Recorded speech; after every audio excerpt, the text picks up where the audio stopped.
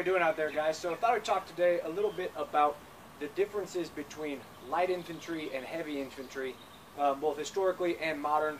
And then we can also talk about light cavalry and heavy cavalry later. Just kind of some, kind of busted my wing, tore my bicep the other day. Just had surgery yesterday, so kind of take it easy a little bit on the shooting stuff here for a couple weeks anyway. So let's go ahead and get started. So when I mean talking historically, what we're talking about is you know, the era of bladed weapons, hand-to-hand weapons, and the early part of the gunpowder age. So we need to know the difference between these for a lot of reasons, but one of the big ones is just so we can understand, you know, when we're reading manuals, reading books, seeing movies and stuff, and then, you know, especially seeing the planning stages behind things. So kind of a simplistic thing. So we're starting here.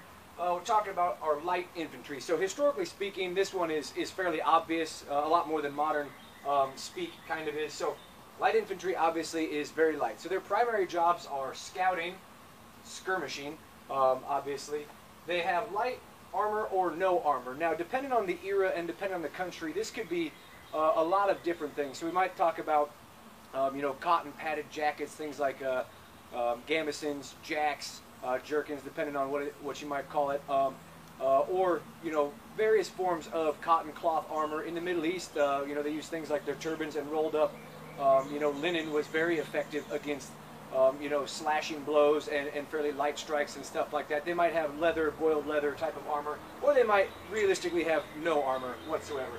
And then I put not sustained at the bottom. So light infantry is not meant to get into a sustained hand-to-hand or a sustained melee type of battle. They do not have the armor and the weaponry to withstand that. What their primary job is, aside from the scouting and skirmishing, is they can protect the flanks of enemies. That was a very common thing for them to do when we talk about using them in conjunction with the heavy infantry. They could be used to very quickly move from spot to spot on the battlefield and fill gaps, or to maybe pressure you know, potential holes in the enemy's line, but they are not meant to get into a long and drawn out scrap. Now we go ahead and we transition over to the heavy infantry, basically exactly the opposite. So heavy infantry is fully armored. Now again, this varies on the region and the time period what we might be talking about.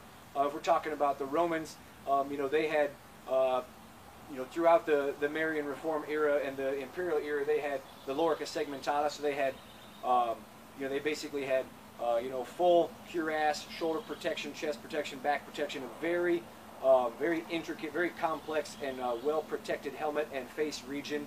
And then, you know, that transitioned into chainmail at various other times, but other countries, you know, this also leads us into, you know, coat of plates, coat of mail, and then fully articulated plate armor of, you know, the very late Middle Ages and the early Renaissance era. Extremely good protection. In the Middle East, we might be talking more about scale armor, which then eventually become chainmail armor and things like that. But typically, most forms of heavy infantry, you know, before the era of the fully armored knights, carried very large shields. You know, the scutrum, like the Romans carried, various forms of, you know, Celtic and Gallic type of shields, which are similar in size, but not with the big curved and oval shape on that. They are very good at shock. Now, the actual definition of shock is the moment that physical contact happens on the battlefield. So heavy infantry is good and is meant for the actual physical meeting of the two opposing sides when they clash together. They are designed for sustained combat. Right, if we're talking about the Greek phalanx, the Macedonian phalanx, or you know, their pikemen, their Sarissa armed troops, depending on what era we're talking about, or if we're talking about the post-Marian Reform Roman legionaries, they are meant to get into heavy scraps and to have sustained combat. That is their job.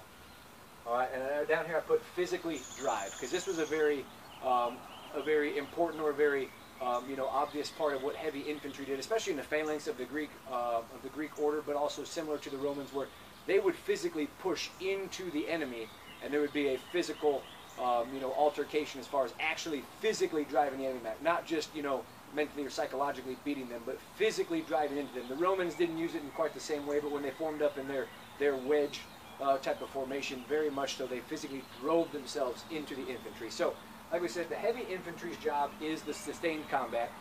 Heavy infantry is expected to defeat light infantry in an actual hand-to-hand clash at a unit level. Obviously, there are ways around that. You know, multiple lightly armed light infantry soldiers grouping up on one or a couple of heavy infantry. That's very common. The Welsh bowmen and the archers that the Brits used were famous for being able to do that against various fully armored French knights. But by and large, heavy infantry beats light infantry in a clash. But they do this at the expense of their mobility. The Romans, and the times when they were spectacularly defeated, for example, when Hannibal beat them at Cannae in BC 218, whatever that was because the Romans exceedingly impossible or difficult to beat when they are moving ahead and advancing. So he allowed them to advance into and then overwhelm them with a double envelopment and basically trapped their tight formation so tight, as the story goes, they couldn't even move their arms. It's like being at a concert. Anybody's been at a concert and being trapped in there. So that's the basics of the heavy infantry versus light infantry.